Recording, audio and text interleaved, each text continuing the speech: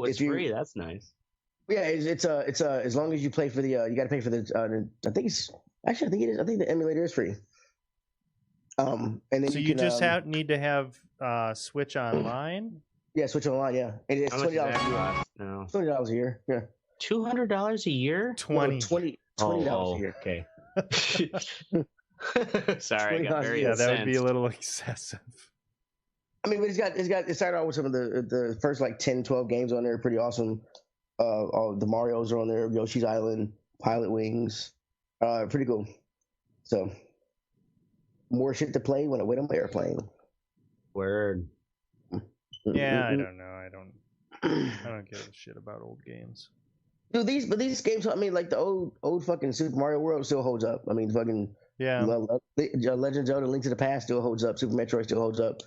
I mean, the games they started out with are real strong. The thing is, though, man, I've seen it before. I've seen that one. Yeah, I know. You know what I mean? It's kind of like I played those games. I know how they end. It's a nostalgia, right? But it's a nostalgia thing for me. So so I got one of these. Just masturbate.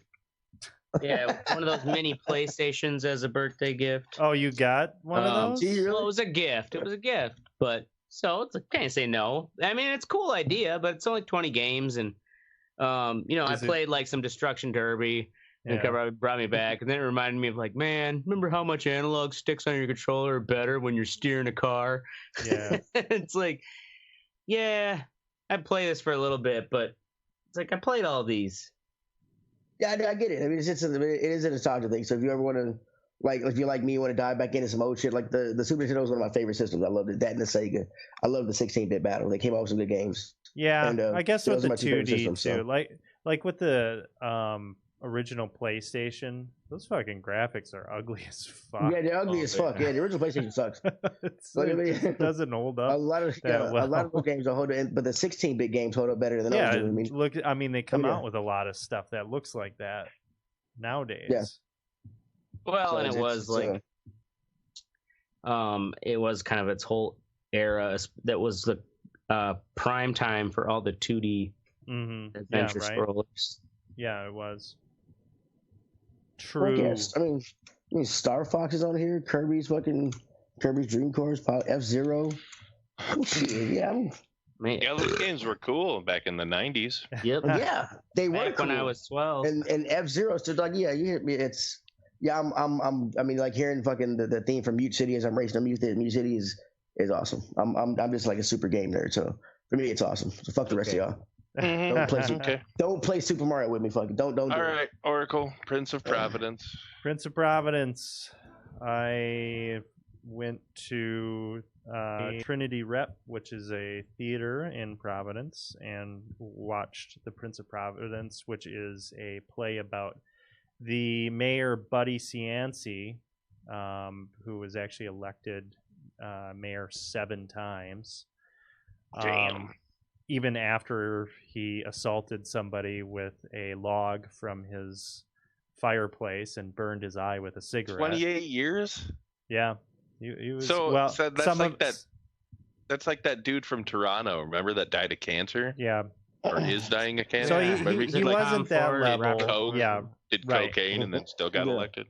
So, I mean, it's good, and it really told like the whole story. So have you guys heard of the Crime Town podcast? Nope. It's pretty popular. But anyway, the first season was about Providence and about Buddy Cianci.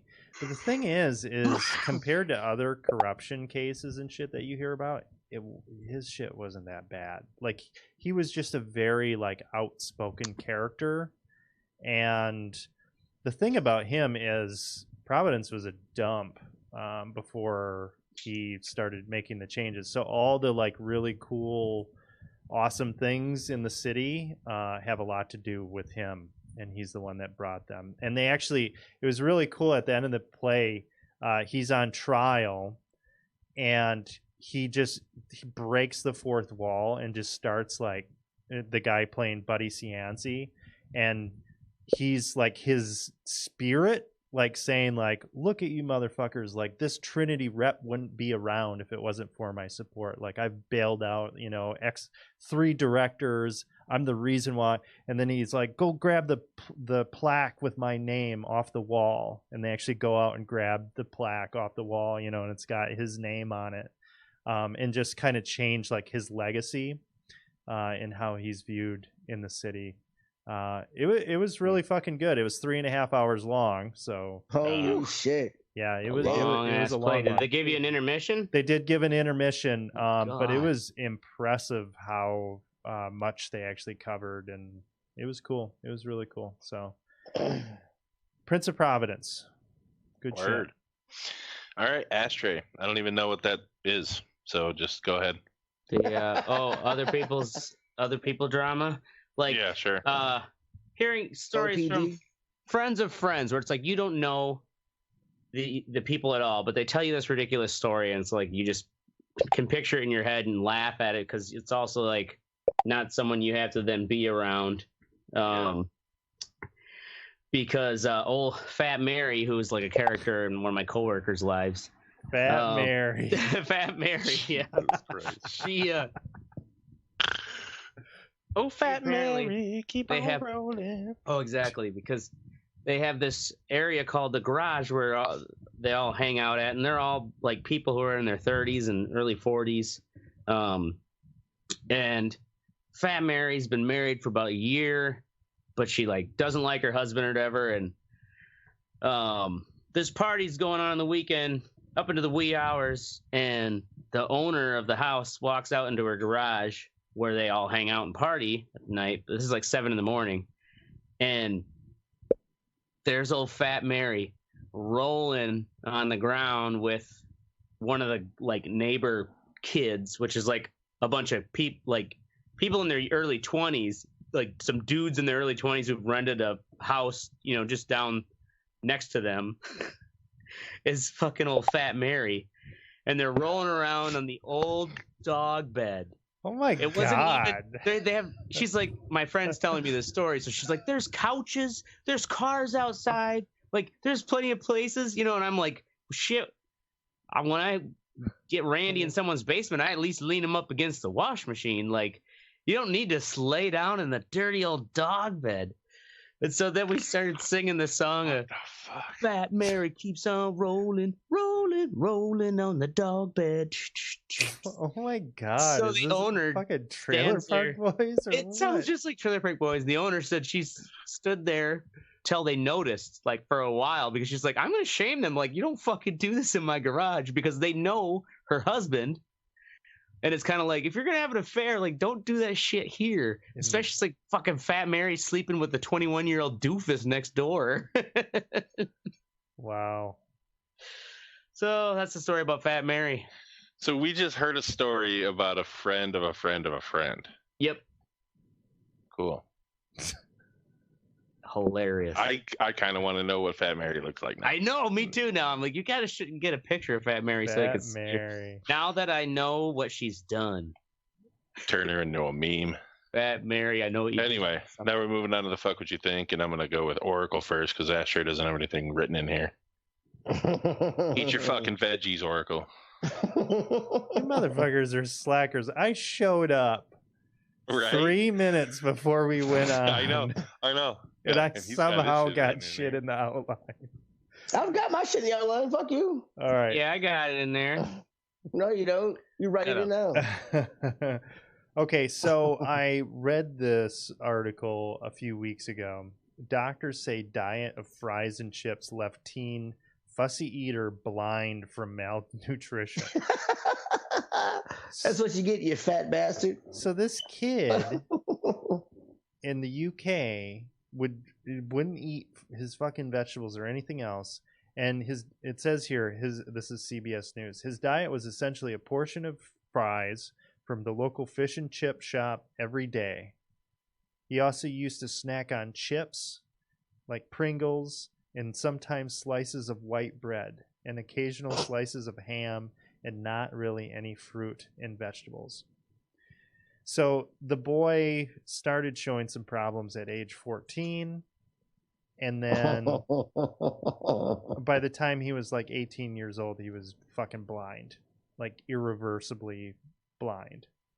And what gets me with this is, where the fuck are this kid's parents? Yeah. Tell your goddamn kid to eat their fucking, fruits and vegetables. Yep. It's one of these snowflakes. Jesus Christ. I mean, you're just going to let the kid fucking eat Pringles until they go blind? I mean, that's ludicrous. I thought he'd die of a heart Apparently attack. that's what they did, yeah. I didn't think he'd go blind.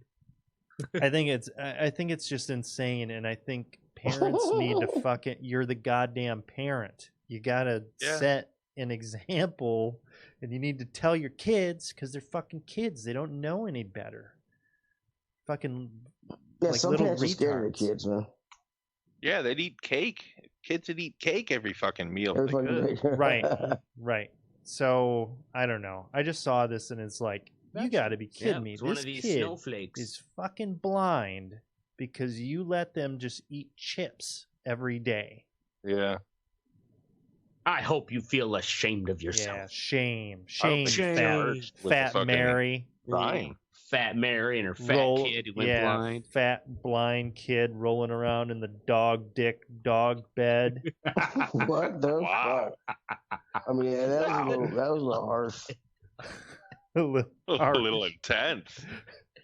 A little bit, yeah. Fat Mary earned it. Fat Mary. Keep on rolling. Yeah, All right, did. Ashtray. Underground vape factory closed. Oh, that was probably written in there the whole time, huh? Yeah, right there it was. Yeah, I guess my fuck what you think is these two brothers, 20-year-old Tyler Huffins and 23-year-old Jacob Huffins, were running this operation where I guess they were making something like 500 of them a day. They were paying 10 employees to basically fill these cartridges, and it's right. Like, I'm pretty sure, because there's pictures of them, but there's also pictures of other brands.